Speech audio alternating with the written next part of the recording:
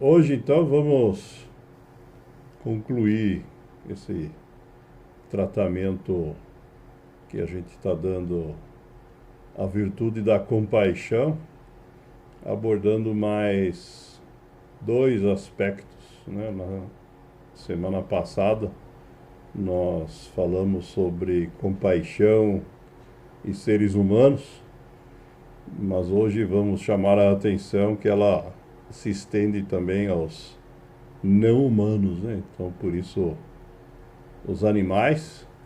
E vamos falar também dos defeitos, né, da virtude, né? Lembrando que esses defeitos não são animais defeituosos, mas é o defeito da virtude, né? O que acontece quando o oposto da virtude é colocado em prática, né? E aí a gente tem uma série de consequências desagradáveis ou até desastrosas que nós vamos introduzir também com algumas frases.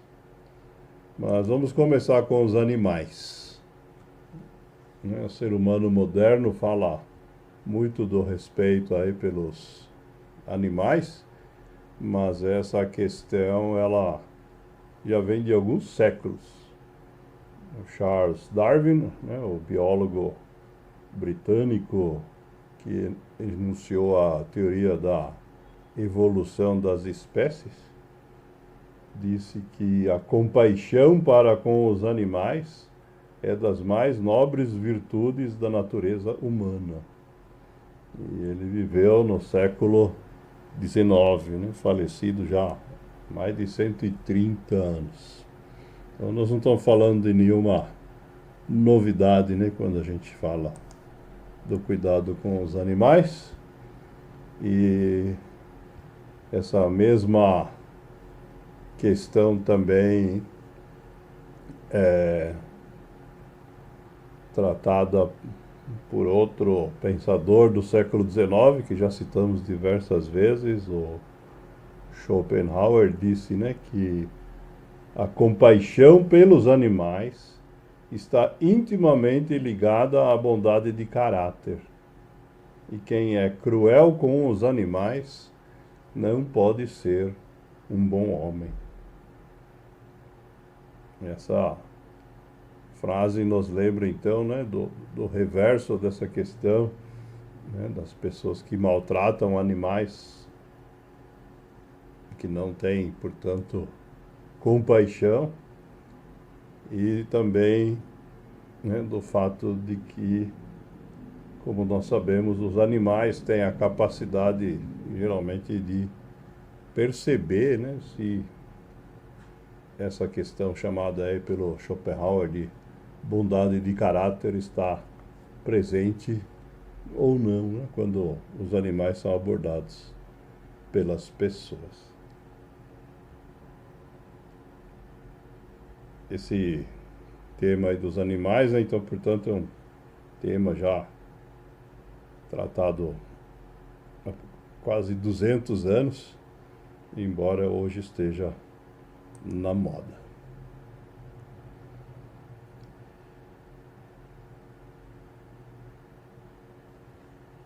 A questão da compaixão é tratada também pelo Schopenhauer nessa segunda frase dele que nós selecionamos aqui, onde ele diz que sozinha a compaixão é a base efetiva de toda a justiça livre e de toda a caridade genuína.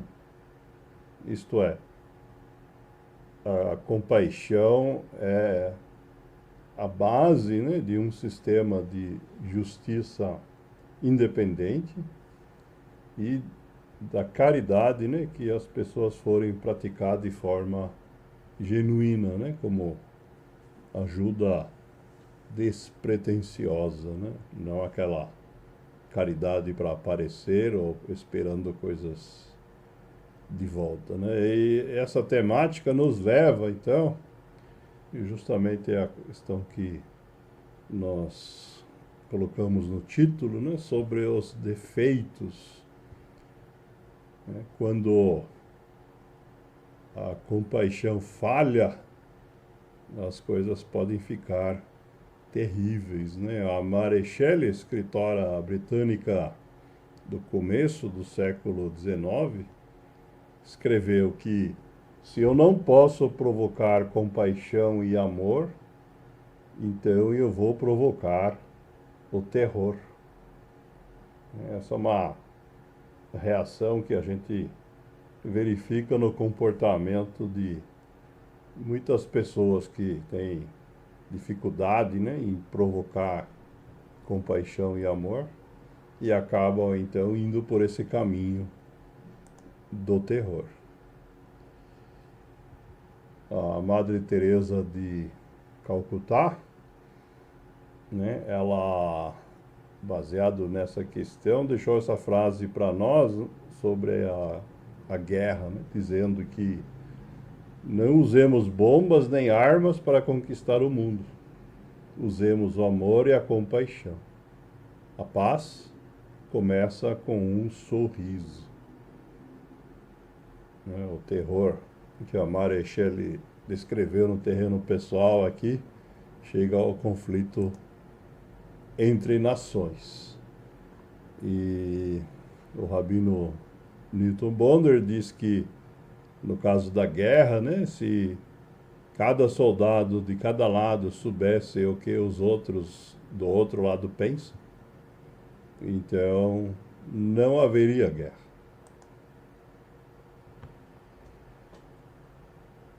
Outra frase bem conhecida que está vinculada a essa temática é a frase do Martin Luther King, que fez parte aí daquele famoso discurso Eu Tenho um Sonho, que diz que quem aceita o mal sem protestar, coopera com ele. Nós sabemos que as pessoas sem compaixão, que praticam o mal, né, são algumas, mas fazem parte da sociedade. E ele nos alerta, né, que tem um bloco, então, de pessoas que, embora não façam o mal, não fazem nada. Também não se opõem. E ele nos alerta que essa atitude, então, acaba sendo uma forma de cooperação com aqueles que praticam o mal. Essa questão da compaixão como oposto, né, desse ambiente de terror, guerra ou crimes, é citado nesse provérbio judaico bastante antigo que diz que onde não há compaixão, os crimes multiplicam-se. A gente sabe muito bem, né, nas sociedades onde a compaixão escasseia, a criminalidade aumenta. E outra frase aqui do Talmud judaico que diz que a aplicação da compaixão, na verdade, é a base, é o começo e o fim da justiça. A aplicação da justiça deve ser, então, recuperar a compaixão quando, por alguma razão, ela falha.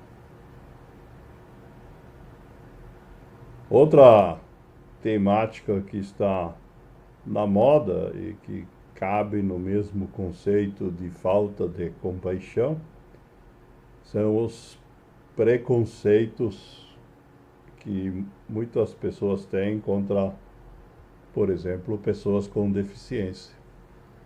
Essa frase é do Jesús Vidal, um ator espanhol contemporâneo que carrega uma deficiência importante e que escreveu essa frase, né, dizendo que os preconceitos são uma grande deficiência, né? Então, colocando a deficiência moral nas pessoas que carregam o preconceito. Portanto, uma outra forma de falta ou ausência de compaixão. O Tim Aires, né, escritor brasileiro, aí já citamos algumas vezes, então torce para que a indiferença nunca seja maior do que a compaixão. A indiferença é uma forma diminuída em relação ao preconceito, mas ela ainda é distante da compaixão, né? Faz parte do conjunto de possíveis opostos.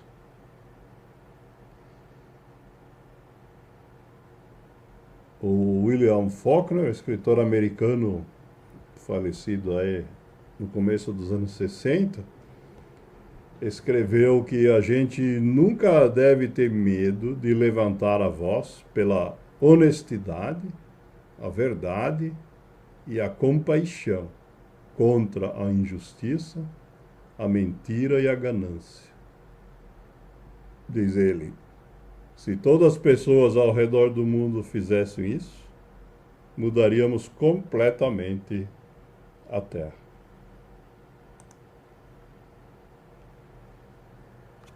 E para concluir hoje, vamos abordar a questão das máquinas.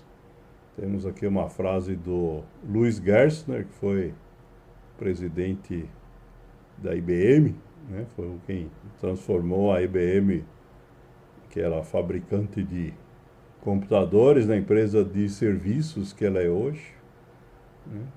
E ele colocou, então, essa questão, né, de que as máquinas, por mais úteis que elas sejam, né, elas têm algumas coisas que os seres humanos ainda têm e as máquinas não. Diz assim: computadores são ferramentas magníficas para a realização de nossos sonhos, mas nenhuma máquina pode substituir a faísca do espírito humano, a compaixão, o amor e a compreensão. Isso aplica inclusive, né, no caso aí das tecnologias mais recentes, né, como, por exemplo, a inteligência artificial. A máquina, não importa o que ela faça, ela executa um programa feito por um ser humano. Ela não entende o que ela está fazendo. É essa questão, então, que o Louis Gerstner nos lembra aqui com essa frase.